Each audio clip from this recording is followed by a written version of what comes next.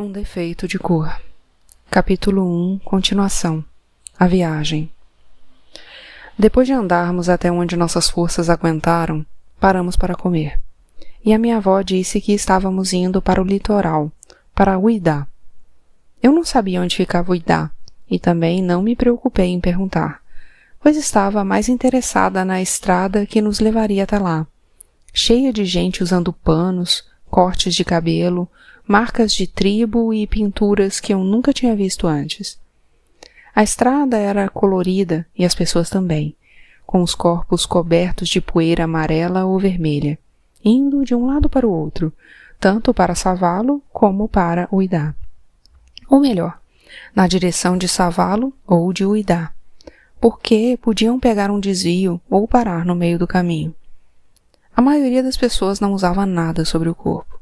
E eu reparava nas mulheres e pensava que elas não tinham os peitos tão bonitos quanto os da minha mãe, e nem os homens tinham os membros duros como o dos guerreiros de Adandozan. As crianças iam nas costas das mulheres e, nas cabeças, elas carregavam raízes de inhame, trouxas, fardos de algodão, tinas de água e muitas outras coisas. Na maior parte do tempo seguíamos o rio, mas às vezes desviávamos das montanhas sagradas, como as formigas tinham feito primeiro com o riozinho de Kokumo e depois com o riozinho da minha mãe. Mas o rio de verdade era outra cor, cor de barro, e em alguns lugares era verde, muito verde, cheio de plantas. Às vezes era largo, como se tivesse vários outros rios dentro dele, separados por pequenas ilhas de terra ou de mato. As montanhas, de um lado e de outro da estrada, e, em alguns pontos embaixo dela, sob os nossos pés, eram bem altas e nos cansavam bastante. Talvez por isso, pelo cansaço, quando passávamos por alguns guerreiros, permanecíamos deitadas por mais tempo do que o realmente necessário. Fazíamos isso para nos esconder deles, pois podiam ser os mesmos que tinham estado em Savalo. Saíamos da estrada e nos jogávamos atrás de uma árvore, de uma moita ou de uma pedra que pudessem nos proteger. E ficávamos quietas até que a minha avó dissesse que podíamos nos levantar. Eu tinha vontade de perguntar se ela e a Taiwu também fechavam os olhos para ficarem invisíveis. Eu os fechava e tudo desaparecia, como nós também desaparecíamos dentro do escuro das cavernas onde parávamos para dormir. Muitas vezes já havia gente lá dentro, mas sempre se dava um jeito de caber mais. A minha avó estendia um pano no chão e dormíamos as três dentro de uma outra existência qualquer, naquela escuridão, sumidas do mundo para o qual voltávamos quando o sol aparecia. Acho que os lagartos faziam a mesma coisa, e cheguei a pensar que um deles nos seguiu desde Savalo, pois eram todos muito parecidos. A pele verde ficava colorida quando o sol lambia as costas deles, que estendiam as línguas finas e compridas para lamber o sol também. Nessas horas, erguiam muito as cabeças e mantinham os olhos fixos em qualquer coisa que também olhasse fixamente para eles. Depois tombavam o pescoço, ora para um lado, ora para o outro. Mas os olhos continuavam parados, sem se moverem um tanto que fosse.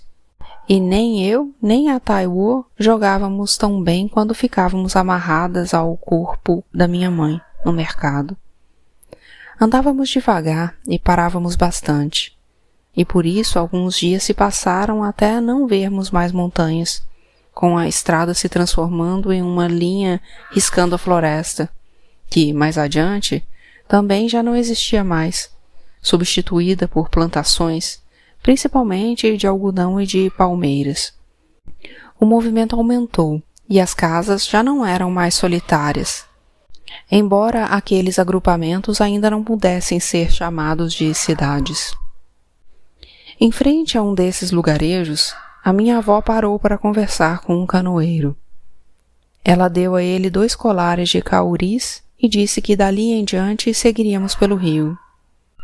O homem remou o resto da tarde e, quando ficava cansado, deixava a canoa seguir devagar e sozinha, até perder força ou direção.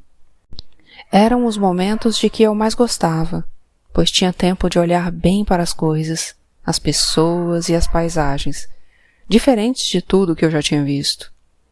Quando caiu a noite, o homem disse que não era seguro seguir viagem, mesmo já estando perto, pois à noite não se vêem as armadilhas dos rios, e eles sempre têm muitas. Atracamos para dormir sob um descampado e partimos bem cedo na manhã seguinte, quando a luz do sol começava a dar contornos e colorido às margens do rio, de onde acenavam para nós as mulheres com os peitos de fora e as crianças que pescavam, batendo as mãos na água para chamar os peixes, igual ao cocumo. Todos estavam alegres, menos a minha avó, que parecia ter esquecido como é que se sorri.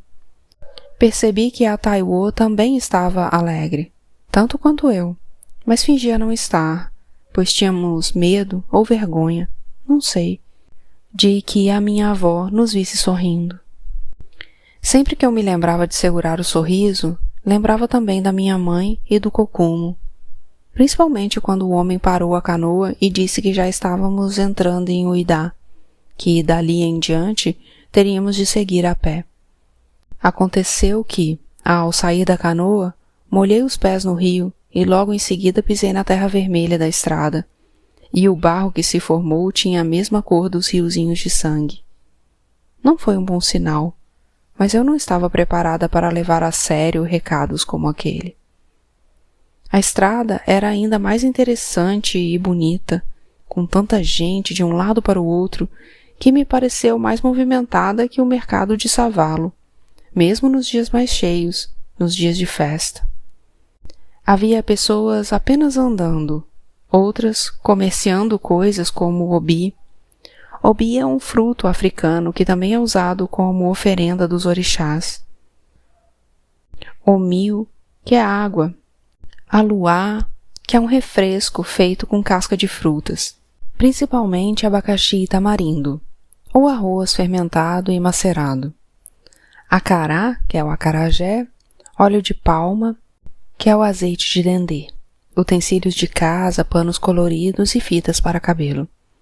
Eu queria uma e sabia que a Taiwo também queria, pois eram fitas muito mais bonitas que as de Savalo. A minha avó parou e comprou o peixe cozido.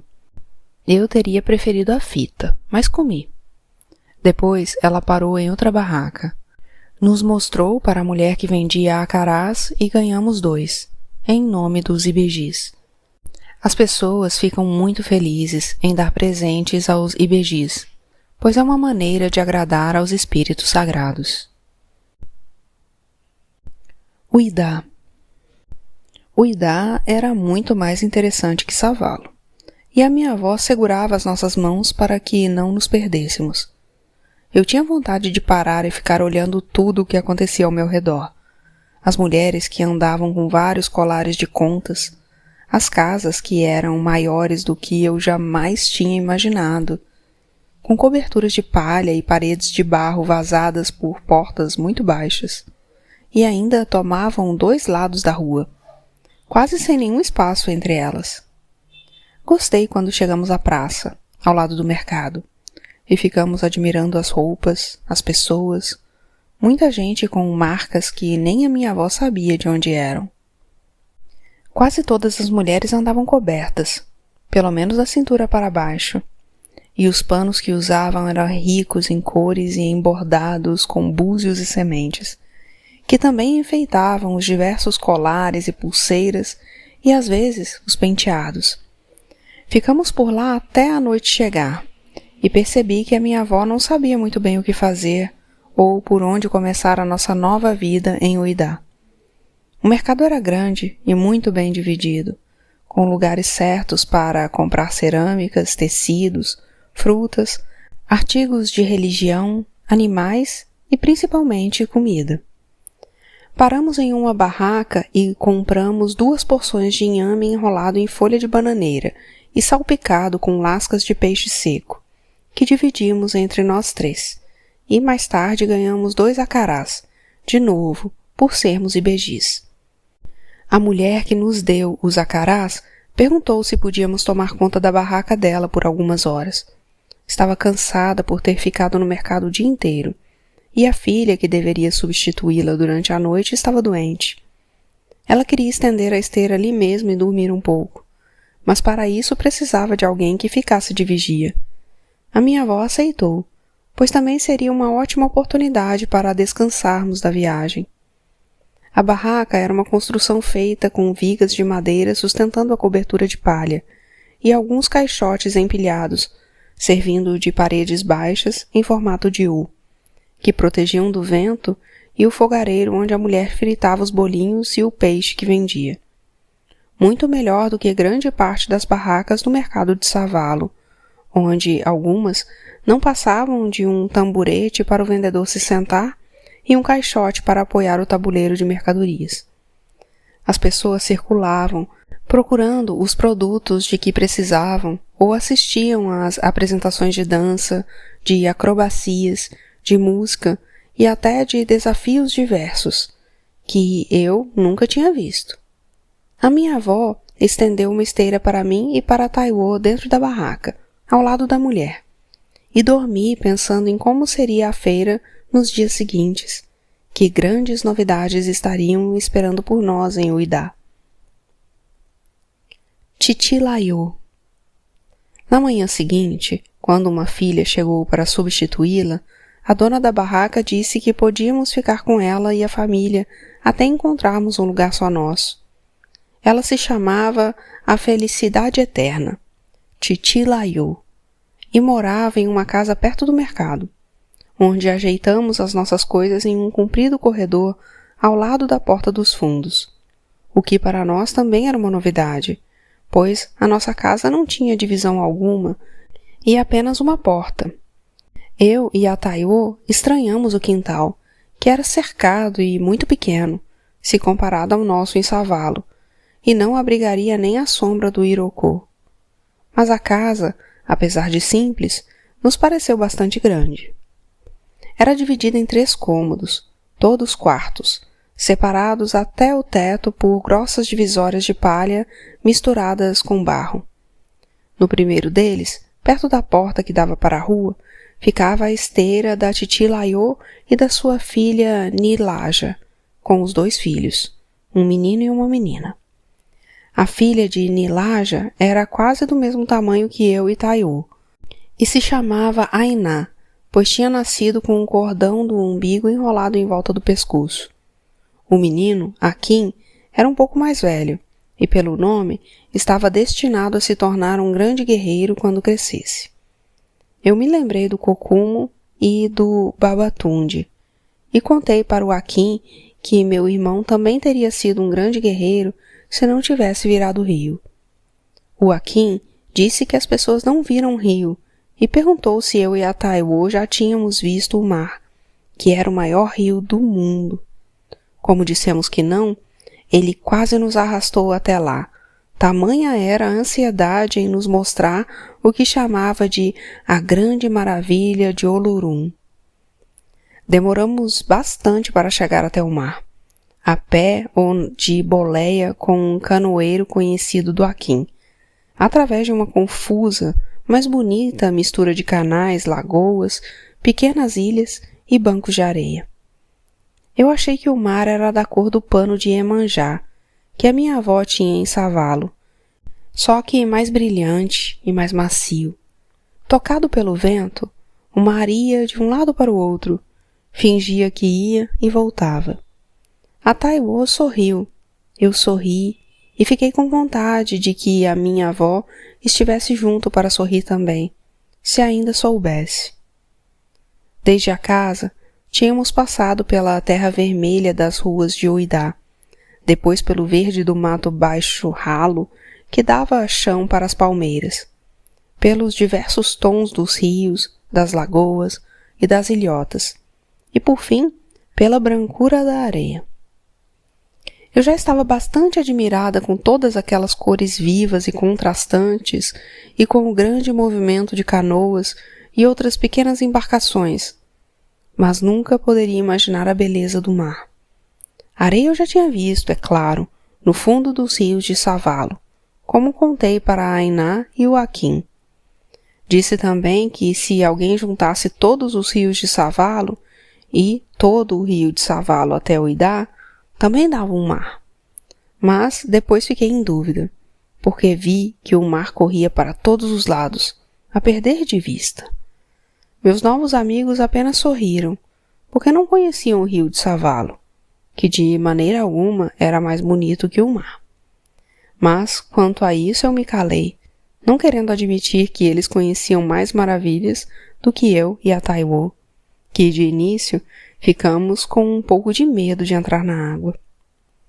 Mas, ao vermos como a Ainá e o Akin estavam se divertindo, não resistimos e percebemos que a água do mar era mais quente do que a do rio. Agora, quando me recordo, sou capaz de reviver cada uma daquelas sensações. Quando voltamos para casa, a avó estava brava, mas a titi Laiô sorriu e disse que era bom para uma pessoa ser apresentada ao mar o quanto antes, pois era uma visita à morada de Iemanjá. A minha avó quis argumentar, mas não deu tempo, pois logo em seguida chegou a Norobesse com a Hana amarrada às costas. Elas eram a nora e a neta da titi Laiô, esposa e filha do Ayodelê, filho dela que trabalhava em plantações de algodão distantes de Uidá, e só voltava para casa de vez em quando, nos intervalos entre plantação e colheita. Eles dormiam no quarto do meio, e no outro dormiam a Mene, a Sanja e a Anele, as 3 filhas solteiras da titi Laiô. Em seu quarto, a titi Laiô tinha uma Oxum com uma racha enorme, um Xangô com seu machado de 2 pontas e um Ogum que parecia vigiar, com seus olhos atentos de caçador, uma coleção de ferramentas bem pequenas. Comentei que eram muito bonitas e o Akin disse que tinham sido feitas pelo pai deles antes de ir embora. Lembro de que, naquele momento, invejei bastante o Akin e a Ainá, por terem nascido em Uidá e por terem conhecido o pai, que tinha deixado para eles aquelas lindas lembranças. A minha mãe não gostava de falar sobre o nosso pai, meu e da Taiwo. Dizia que nem se lembrava mais dele. Eu não tinha coragem de perguntar para minha avó. Todos nos receberam muito bem, e na nossa primeira noite na casa teve festa com carne fresca assada na fogueira e muito aluá, que a titi Laiô vendia no mercado para acompanhar os acarás. Todo mundo dançou, menos a minha avó, que disse estar cansada e foi se deitar. Depois que ela saiu, eu e a Taiwo também dançamos, uma olhando nos olhos da outra, testa contra testa. E a Ainá e o Akin acharam engraçado e dançaram assim também, enquanto todos sorriam e cantavam, e eu pensei que assim estava bem melhor. A titi Laiô era viúva, e os filhos dela não tinham mais pai. Assim como eu e a Taiwo nunca tivemos pai, e também não tínhamos mais mãe. E mesmo assim, eles não perderam a vontade de cantar, de dançar e de sorrir. A Anele era a mais bonita das filhas. A Sanja era a mais bem vestida e usava sempre uma roupa azul que ia do pescoço até os pés. E a Mene dançava quase tão bem quanto a minha mãe. Era estranho, mas eu me sentia muito à vontade entre eles, como se estivesse na minha casa. Quando eu e a Taiwo fomos nos deitar, a titi Laiô colocou uma esteira nova para nós duas, maior do que a que tínhamos em Savalo. A minha avó ainda estava acordada, de joelhos em frente a um altar montado com pedras cobertas por um pano branco, sobre o qual estavam Xangô, Naná e os ibejis. Ela olhava para eles como se não estivessem ali, e também não nos ouviu quando pedimos a bênção. No dia seguinte, a minha avó começou a trabalhar no mercado. ajudando na barraca da titi Laiô, enquanto eu e a Taiô fomos levadas para conhecer a cidade. As lojas e as casas nos pareceram os palácios descritos pela minha avó, os de Adomé. Eu me lembro de que achei interessantes as lojas, pequenos mercados dentro das casas que vendiam de tudo um pouco. Coisas de comer e de beber, panos, fitas, miniaturas como a do pai do Akin tinha feito, enfeites, estátuas e muitos outros produtos que o nosso amigo disse serem de um lugar que se chamava Estrangeiro e que ficava muito longe, depois do mar. Durante muitos dias, eu fiquei pensando no mar, e principalmente no estrangeiro, fazendo planos para conhecê-lo e saber se era mais bonito do que o Uidá.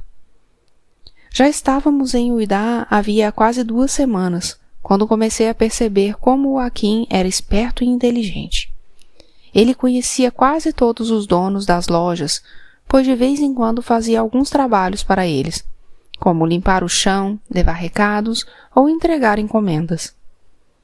Foi dele a ideia de andar comigo e com a Taiô pelas lojas e pedir presentes em nome dos ibejis, qualquer coisa, desde que não fizesse falta.